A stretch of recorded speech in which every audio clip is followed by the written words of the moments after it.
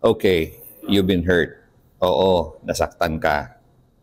So now, by justifying your pain, hindi ka pa makamove on.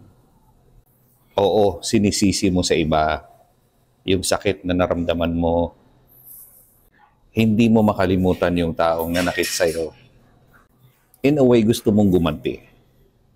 You know what you're doing? You recommit to the pain. Mararamdaman mo ulit yon, yung sakit na yon. And by blaming, you are signing another contract to continue the pain. Tinutuloy-tuloy mo siya. In other words, you are punishing no one but yourself. Kung ako ikaw, be at peace na. Let go, be free, and be ultimately happy.